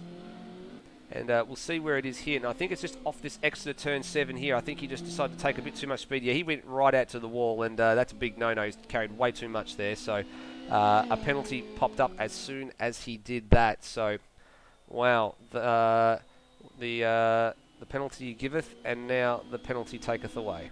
And that leaves the race entirely in Brendan Hobson's hands. With Lee Sanford needing to take another pitch, and Lime Mitch with a penalty, Brendan Hobson now inherits the provisional lead of the motor race, and he's in the box seat as we come up to 21 minutes left to go. Yeah, he doesn't have to do anything silly now, Hobbo. Well, Brock, you wanted to make a fist of that. We will bring you in now. You've calmed down after all of that. Oh, yeah. Not really a great day for MHRT racing. I think we've retired all 3 cars, so we've managed to stuff this one up pretty badly. But yeah, I was having a nice race. I was kind of just managing the tyres. I never thought I had the pace of Hobbo. I thought if we can manage the race, we might be able to make a fist of it if we can look after the rubber. Turbo and I were having a nice race with Sando, and I think Turbo just got a bit loose over the curbs, and me and Sando didn't really have a lot of places to go, and Sando snuck through, and I pretty much T-boned him as hard as I could, and that just ruined the car. I crashed it again trying to catch up with a bit of red mist, but yeah, so not a great day for us when we had pace. No, you're certainly right. And I think Sanford probably didn't escape unscathed there as well. After that incident, we did note that he did have the front right corner of the car didn't look all that flash. It looked like it was a flat tyre, so he didn't quite get off scot-free, but he at least got off a lot better than what you guys fared. So he was able to continue, and he finds himself at the moment ahead of the field, but he's going to have to stop again, sadly. He didn't quite play that safety car to perfection. Otherwise, he'd have a commanding lead right now, and he'd be in front. He'd probably just been ahead of Lime Mitch. and could have altered the face of this race. Yeah, for sure. I think Sando's good around here, so he's seems to be adapting to these cars nicely. He's a South Australian by nature, I believe, isn't he? He is. He's another crow eater. So there's a few of them in here. We seem to have attracted a lot of crow eaters to AMS Oz. Yeah, we haven't attracted plenty of Victorians, plenty of crow eaters, but I think Ozrob, the only sand groper, as they call them in WA, that's doing a lot of AMS Oz racing. There might be one or two more that I've missed, but that's just acquired knowledge that I do not have if I've missed you. I think maybe Coops is the other one that might be a sand groper. So just quickly, Brock, how did you find the Mini over the bumps? Because we've lost all of the Minis bar one from this race. I made the comment that it might be the hardest car around here because of its short wheelbase. Was it really that hard to manage over the bumps and over the curbs? On the stock setup, yeah, it wasn't any fun at all. The MHRT cars, we tuned it out of it pretty well, and it was still pretty quick. So yeah, I think that's the good thing. We don't have a lot of adjustability with these cars, but you can still play with them a little bit. So yeah, we kind of helped out. I know we weren't as comfortable through the centre chicanes as the Pumas and the Lancers. They were killing us through there, but what we lost through there, we were making up through the staircase. And yeah, again, it's the physics model of this is turning out to be pretty good. You can see everyone's pretty close. So. Yeah, that's a good thing too. Different strengths and weaknesses of the cars as well. Similar to what we have in the GT3 World Challenge. Different cars suit different tracks well, and it has led to a good point standings where the top three in that particular championship as well actually are only separated by 10 points with 3 races to go. And I dare say with the calendar that you've got devised for TCAC, probably going to find a similar outcome. Or actually right now you look at Will Devenish was the man on top. He's currently 5th in the standings. Had he have been able to be right up there. Oh, Hobson's tagged the wall.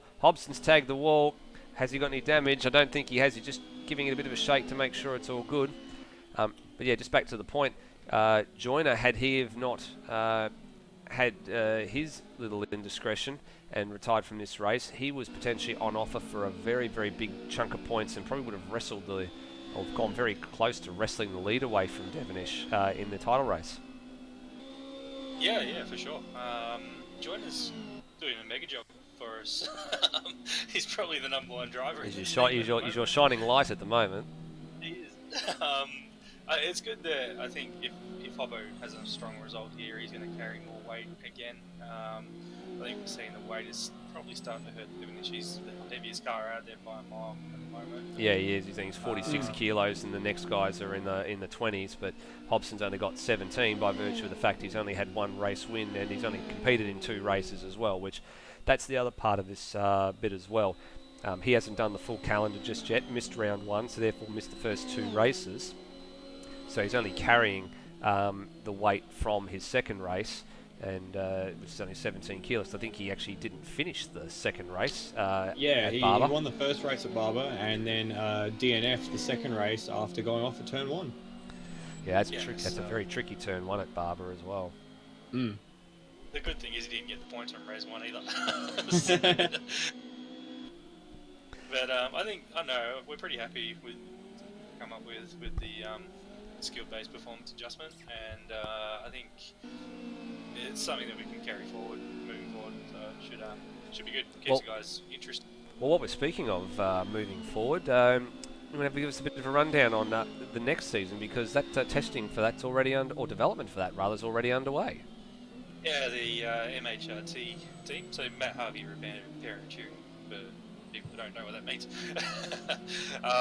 We've already looked forward to season 2, and probably the biggest complaint, if we've had any complaint, most people have been really happy with the cars, was that we went with front-wheel drive for this series, so we're flicking over to a rear-wheel drive setup. The car's going to be a little bit less peaky, so you're going to see they're probably more drivable out of the corner as well, so you're not going to see the smoke from the tyres the way that we're doing it. But probably the biggest thing is that we've had a vote and we've gone to retro bodies. So think of the what is it, the Touring Car Legends or whatever that's runs with the supercars, and we've gone Touring Car Masters. That's the one. We've gone a whole bunch of older models, again keeping with the theme of the type of car that we run here. But yeah, so that should be really good. I've just got the list of cars here somewhere. I just got to find it.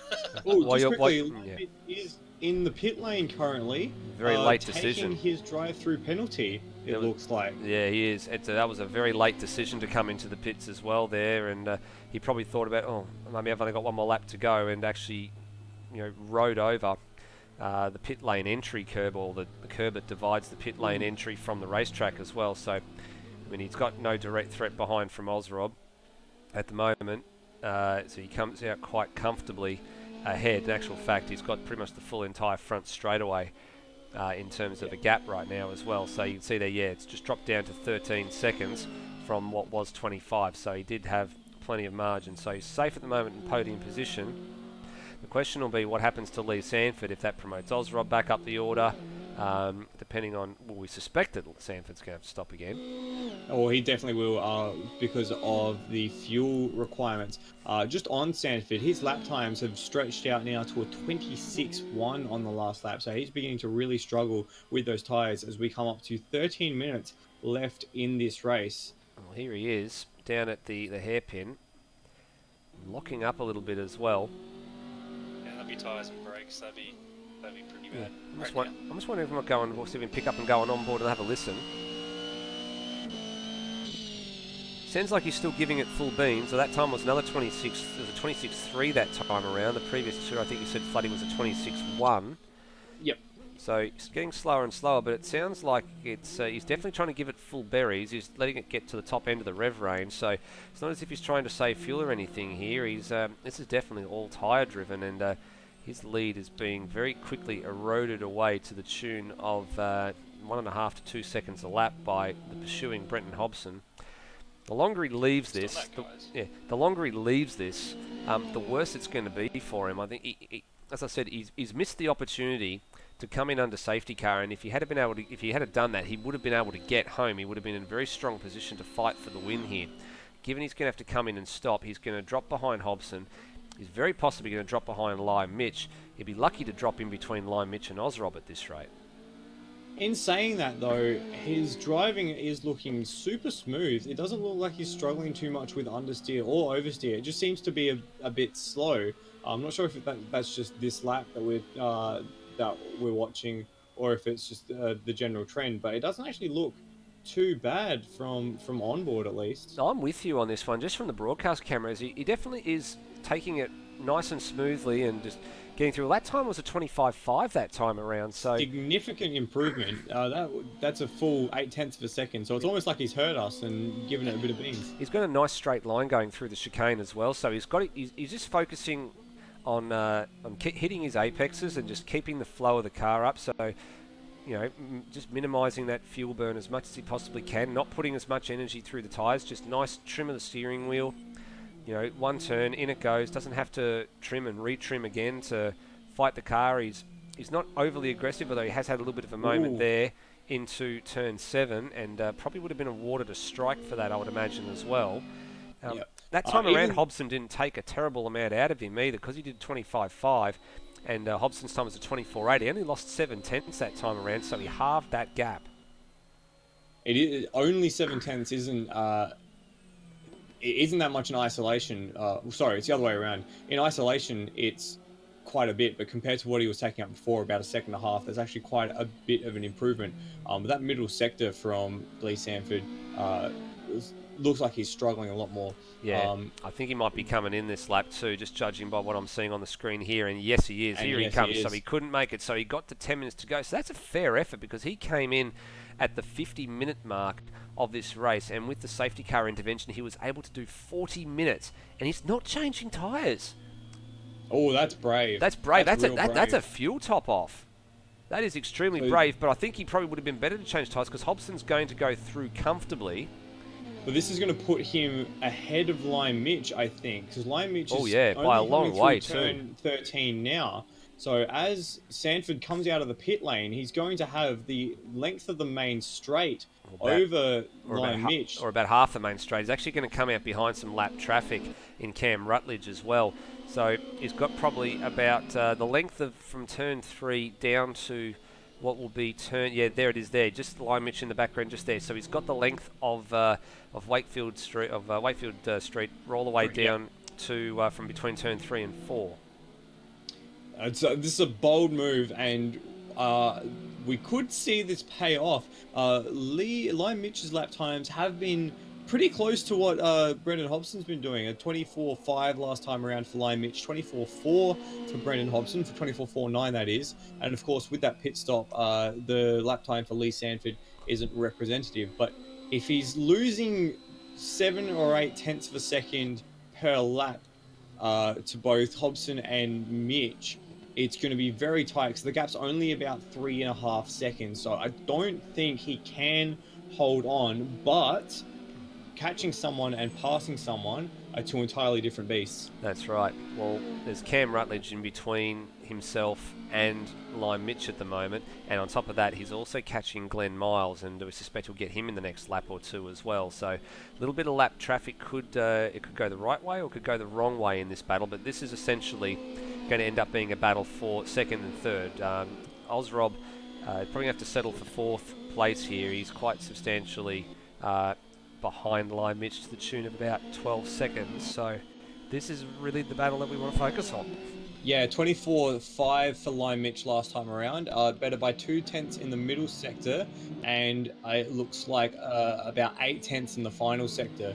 So that gap is being reeled in hand over fist as Glenn Miles tries to get out of the way of Lion Mitch. Oh, that's a little bit tricky. Doesn't do the best job of it, I think. Well, Cam Rutledge went down the escape road at turn 4, so that was a gift to Lion Mitch in terms of one car less he had to get past. But yeah, Glenn Miles made it a little bit more difficult for Lion Mitch down there at turn 6. And that has shown up in the sector times. Well, sorry, it hasn't quite yet. But Lee Sanford was 4 tenths slower in the first sector.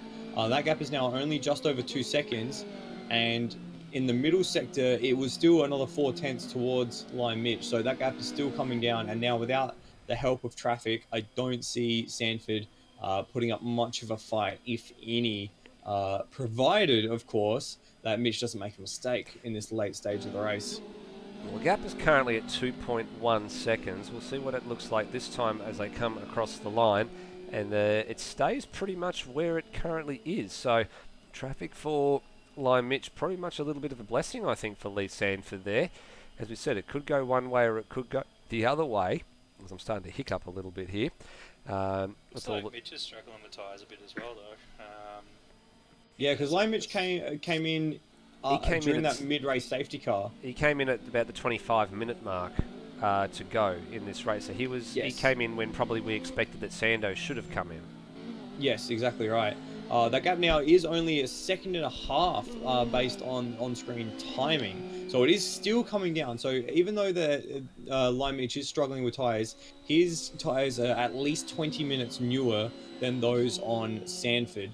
So that amount of grip is definitely showing up this late in the race. Yeah, it sure so have is. a look at as they come through the sector 2 marker now. 4 tenths in the first sector and only 1 tenth in that middle sector. So Sanford's driving is very smooth through turn 6, 7, 8, and 9. And he's able to hold off in that middle sector, but looks like through the first sector he's struggling a lot more than Lion Mitch. Slightly different lines as well going into the final corner as well. Lion Mitch using a lot more of the road, actually coming all the way out to the painted line before turning in to get maximum drive off, whereas Sanford wasn't using all the road entirely. Just wanted to focus on being rather smooth. You can actually see Lion Mitch is throwing the car around a little bit more compared to what Sanford is in the pursuit here, and it seems to be paying off because this lead is now chopped down to what will be at least under 1 second when they come to the split here, and in fact it's 7 tenths as the timing updates itself. So he's really wringing the neck of that Puma 8/10 quicker in that first sector, and most of that I would suspect would be through that center chicane.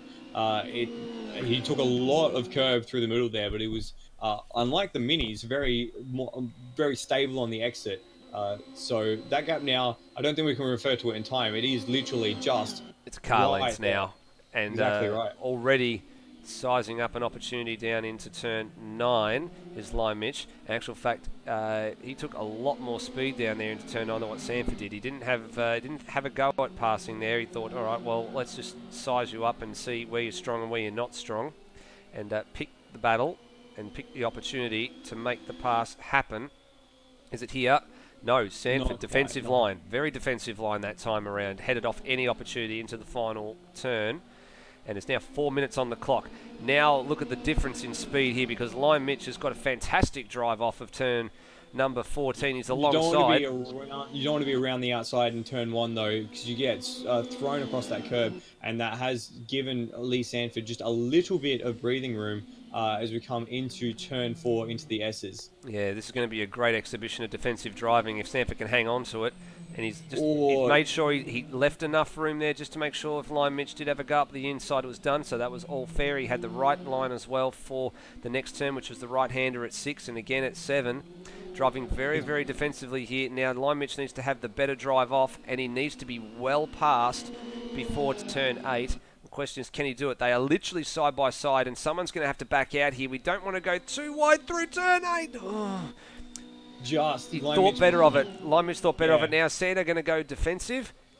No, traditional line. In actual fact, Lime Mitch is probably a lot further out. Maybe looking to try and get the crossover underneath here.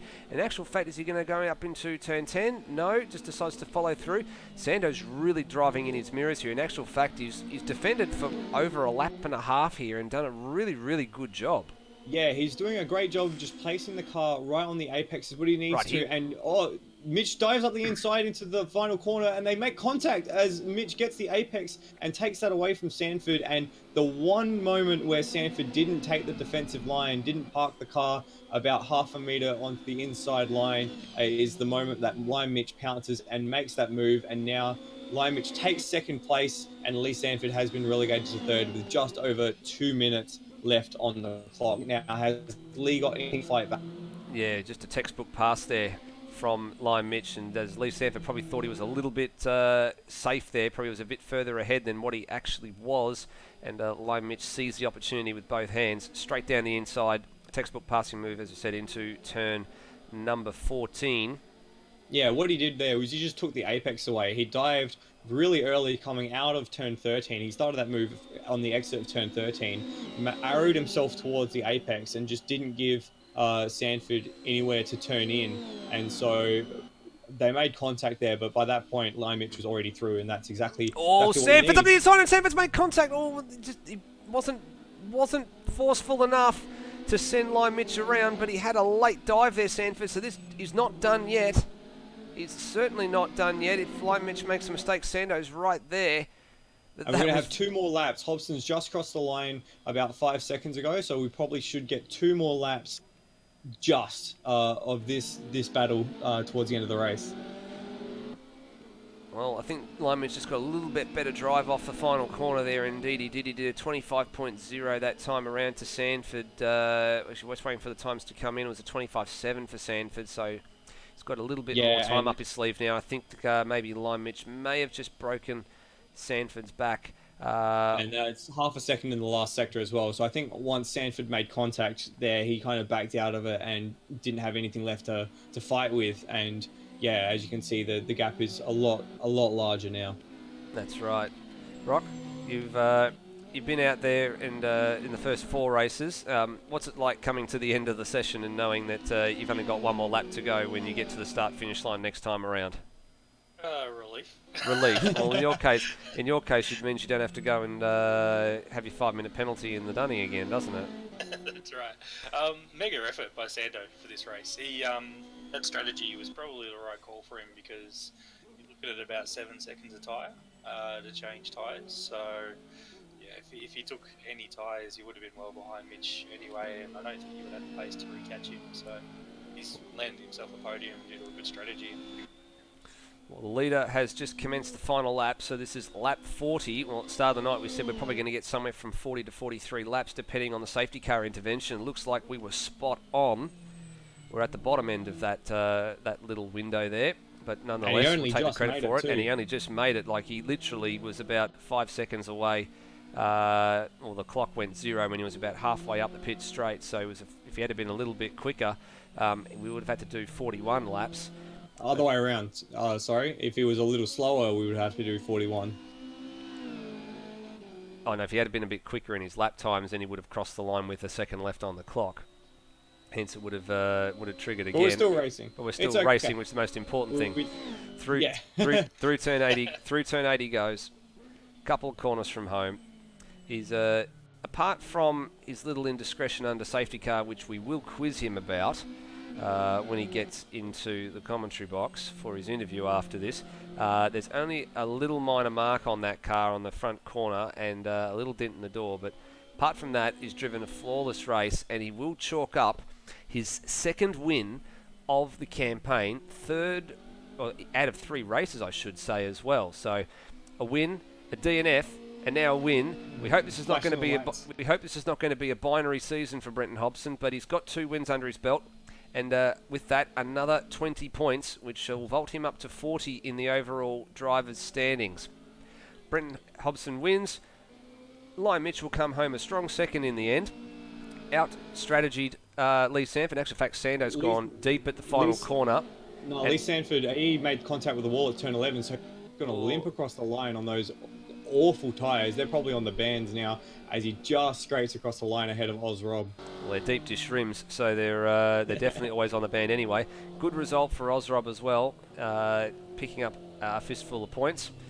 And we look back to Will Devonish, who's just coming around the final couple of corners now through turn 12. Cam Rutledge has finished the sixth a lap down, so he's just come across the line. And Glenn Miles is just ahead of Devonish, a bunch of laps down in 7th place. The most important thing for Glenn Miles is he chalks up some points. So he only got 2 drive-through penalties at the end of all that, not the 12 in the 2 hours, but in 60 minutes he's only racked up 2 this week, and that's good. And a little bump and grind between Devonish and Glenn Miles to round out the end of this race. You got some beat-up buses out there. Oh, yeah. Well, we did say that this was going to be an attritional race, and certainly no joke. The attrition rate was high, let's just put it bluntly. Yes, high is a very good way of putting it. It's probably the only way we can really put it.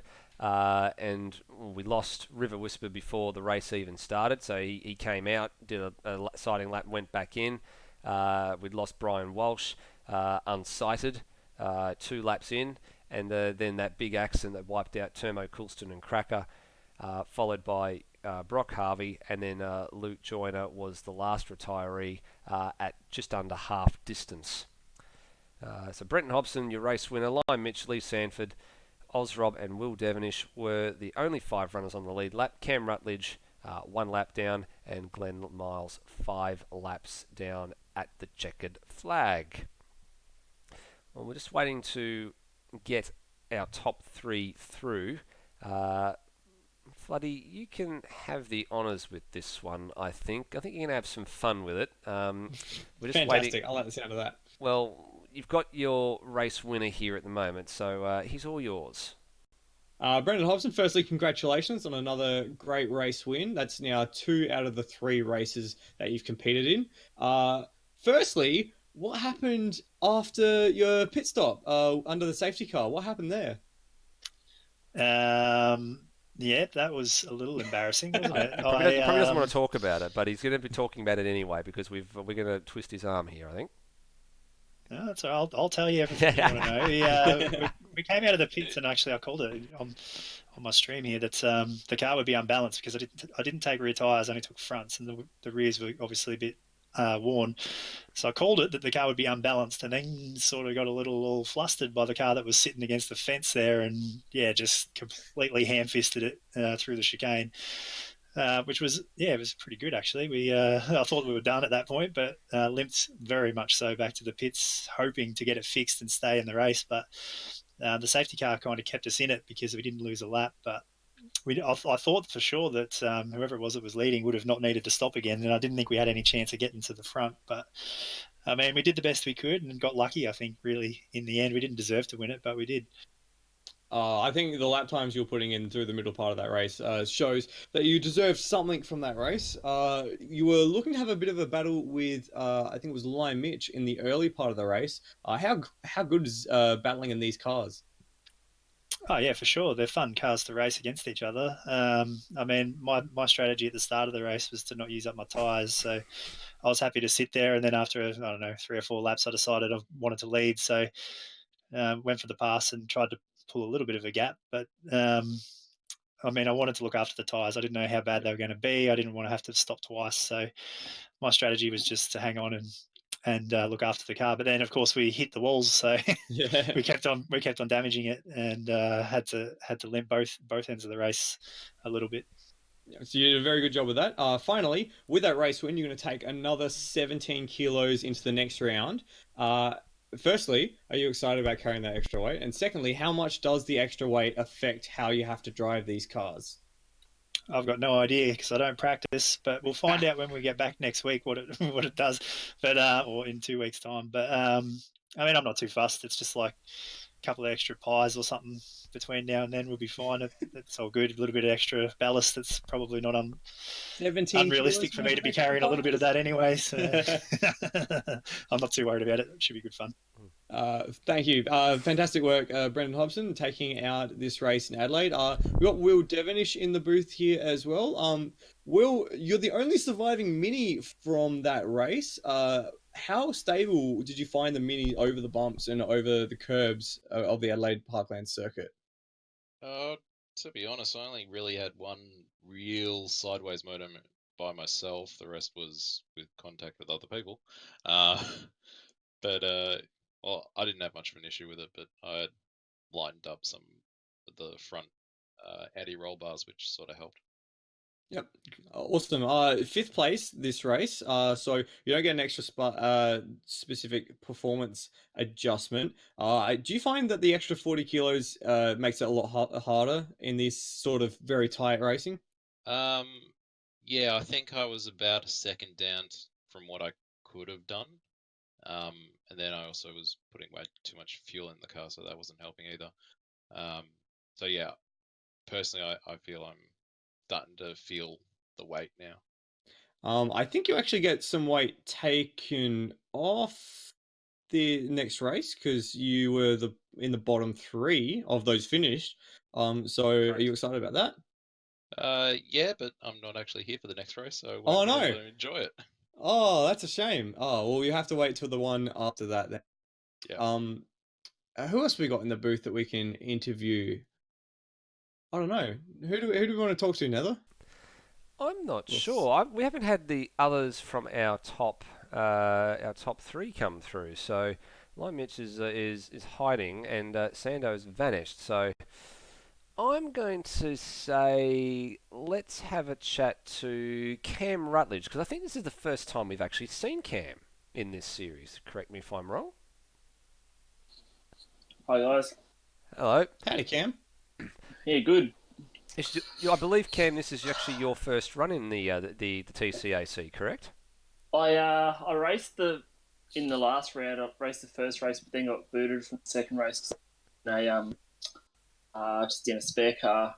So this time we made a car for me to race in the series. So, little bit different from your Super 2 car, I think, as well, isn't it? Because it's a change of driving styles, and obviously you've raced this circuit before in Super 2, so the circuit's not the issue. It's what's the transition like from the Super 2? I really love the track. The only thing I was having was being left-hand drive car. Turn 8, I just hit the wall a couple of times and had to take it quite easy through there, but really enjoy the car. It drives really well around the track.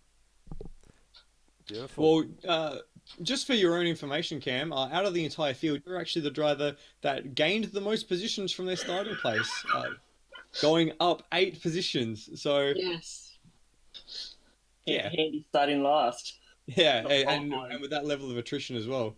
So Yep. congratulations on that. Thanks. So will you be out for the next round? Where is the next round, by the way? Next round is Montreal on May 22nd, judging by the calendar we've got here. Now, the only question I've got for Brock, are we doing the Grand Prix layout or are we doing the classic layout? Modern layout. We're doing the modern layout, Modern okay. cars. Modern Ooh, layout I'm for modern very cars. excited for Montreal. Well, what we might do is we might wind that up in a couple of weeks' time. All good. Yes. Sorry, I That'd be had to wait for a second there because I had to cough. So I think Kiwi will be definitely looking forward to getting back in the box for that one. Yeah, I'm looking forward to having Kiwi. Not that there's anything in Stu Nether, but just do miss chatting with my Vic. I guess he's a Nether's friend. I dying. get it. Yeah. On you Nether's there, dying. mate. Nether's dying opposite, and Flooddy's breaking up on the feed. So I think with that we might actually we might end the broadcast so Nether doesn't die. This has been round 3 of the AMS OZTCAC Championship. Thank you very much, Floody, for joining me and accompanying me for the impromptu commentary. Thank you to all the No drivers, and we will see you tomorrow night if you tune in on AMS Oz for the Super 2 series. Hopefully I'm not dead by then. We'll see you next time. Please drive safely. Bye for now.